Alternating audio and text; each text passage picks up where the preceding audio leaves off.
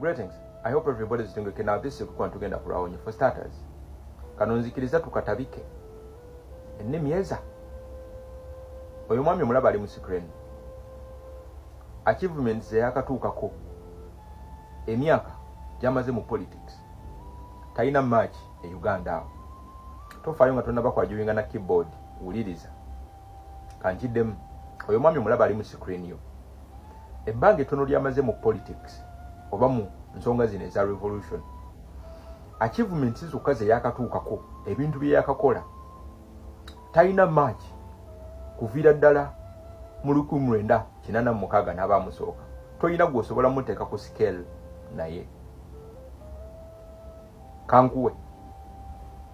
Wakati nga Museveni yali busy azanya chess, n'ezimu ku zaali ku pawns ze yateeka mu opposition.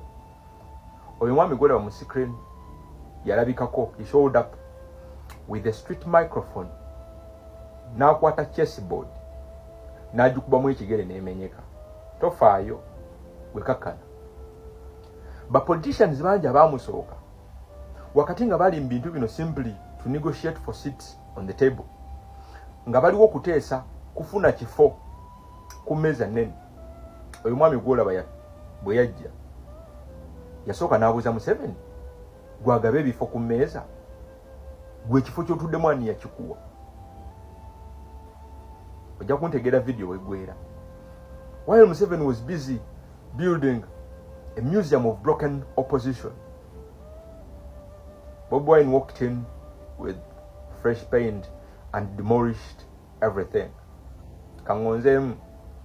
Wakati nga Museveni yali amaze okuzimba ki opposition system kye ekyaba politicians abagenda okumuvuganya n'okumuopposinga, oyo mwami gw'olaba yayingira mu nju mwe baali batudde ne paint omupya.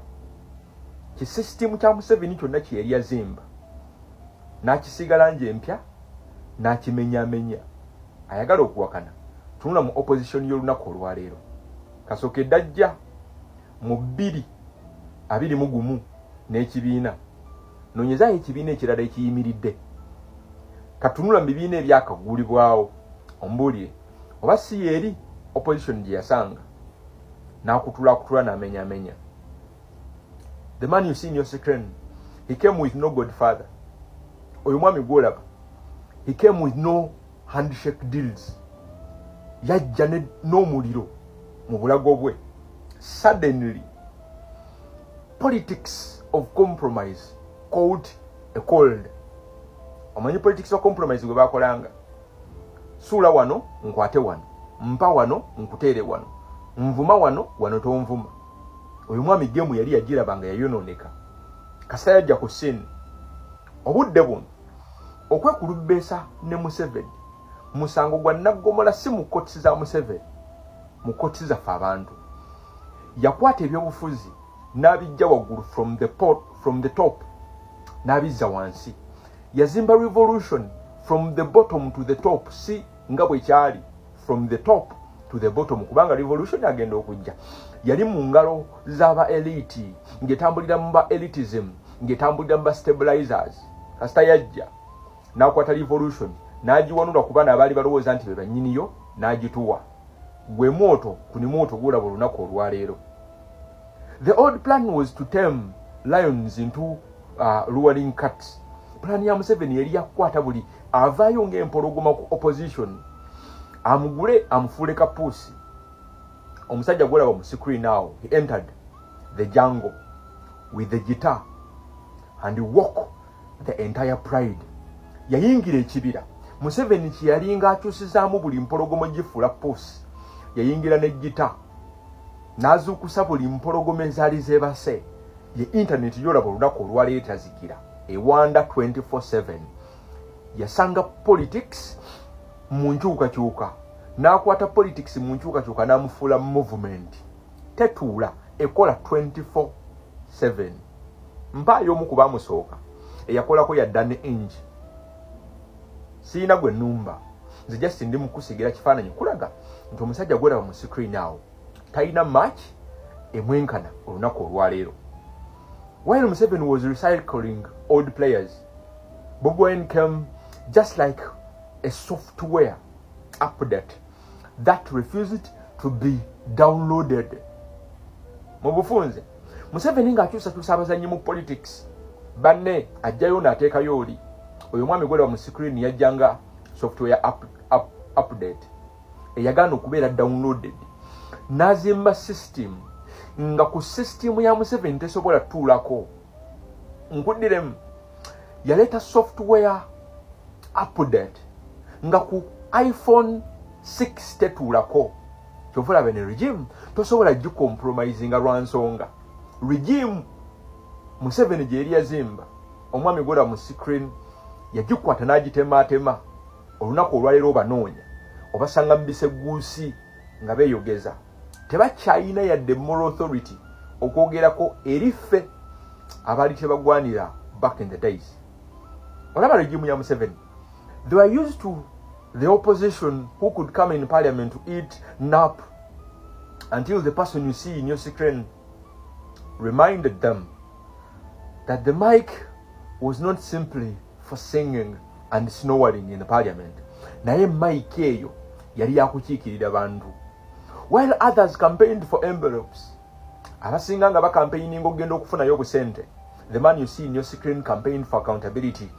And the short circuit that used to happen back in the days, yonna ne corrupting. The game was rigged to break. Yes, spirits were quietly broken until Bobi Wine sang too loud to be ignored and too smart to be silenced.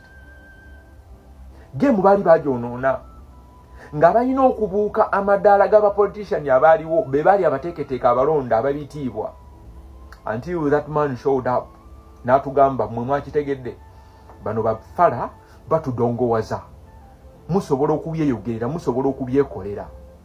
That's why lunaku olwaleero otusanga wano nga newobeera weyita erite w'ebiseera I can simply get you n'enkugayanga ebinyeebwa nga tosobola yadde okusangayo ensonga yonna gy'osobola okuyimiriramu to reason me out.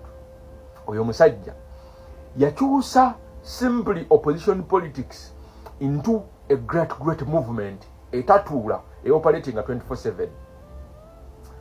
Museveni yalina bapapeti be abaali bamukolera within the opposition mpaka omusajja oyo bwe yalabika n'akizuula n'akitegeera nti engeri omusajja ono gy'abadde aplayingamu cards ze ebadde very simple, abadde aliira mu opposition. Museveni yalinga ekimerereze ekyekwata ku muti nga emirandira gye gisinga okuba emingi yagiteeka within the opposition until the man you see in your screen showed up n'atandika okutema mpola. Teyatandikira ku Museveni yennyini, yatandikira ku bibadde bimuyambako okufiidinga n'atandika okutema mpola. Wenjogerera obudde buno naawe ekiraba kiri evident nti tewali muntu yesimbawo mu kalulu ka 2021 na His Excellency Robert Kyagulanyi Ssentamu kakibere ekibiina ky'ebibufuzi wano wenjogerera nga kikyalina sse. Ekisinga okwewunyisa adduse mu katale n'alondayo ko kuba puleya mu Buganda balowooza nti this time round bagenda muyambako okendeza ku misinde gyo y'omwami. This time round yerabidde ekintu kimu nti abamu ku ba players baleese ate twababuuka dda. Yensonga lwaki walabye obubiina bwonna obwasimanya nga F waliwo neyagidde mu kabiina simanya nga aka ecological yadduse mu katale alowooza nti kimutaasa. Wuliriza ebigambo bino. Oyo mwami mu politics w'e Kampala ye legend alivinga nga kigenda kubeera kizibu nnyo okusanga match ye. Yasanga game n'agistadinga n'amanya bw'agibreakinga, bw'amala okugibreakinga kati n'amanya bw'agenda okudiringa ne game gy'amaze okuexposinga. Yensonga lwaki olunaku olwaleero okiraba nga yonna gye wayitanga opposition tewali. Mu game ya kikoofiira yali mutuufu ngamba General Museveni yali akimanyi nti by this time tewagenda kubeera opposition lwansonga abasigadde yali amaze okubayingira. Teyamanya nti mu game ng'abala ebyo waliwo agenda okutematema ku opposition konna ke yali azimbye. Amatuli bwe tutiteweerabira 2-26 Wolan.